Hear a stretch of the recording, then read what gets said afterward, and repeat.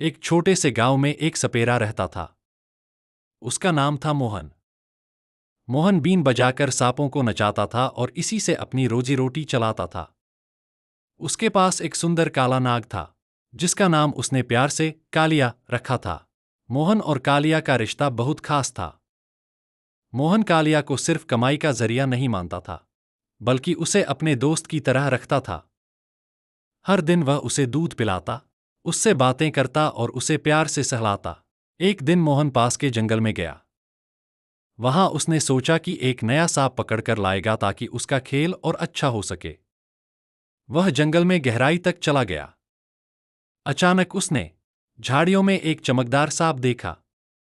वह बहुत सुंदर और तेज था। मोहन ने धीरे धीरे अपनी बीन निकाली और बजाने लगा।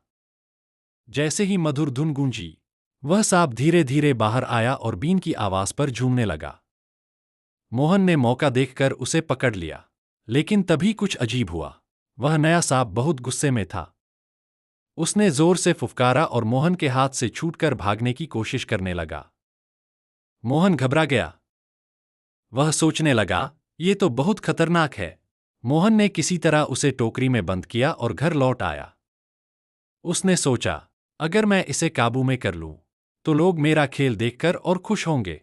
अगले दिन मोहन गांव के चौक में अपना खेल दिखाने लगा। पहले उसने कालिया को बाहर निकाला।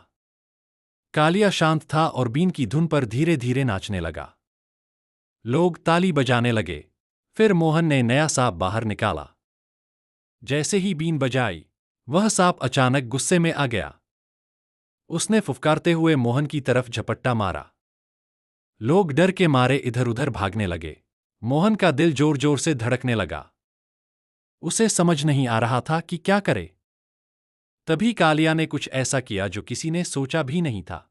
कालिया धीरे धीरे उस गुस्से वाले सांप के पास गया और अपनी फुफकार से उसे शांत करने लगा।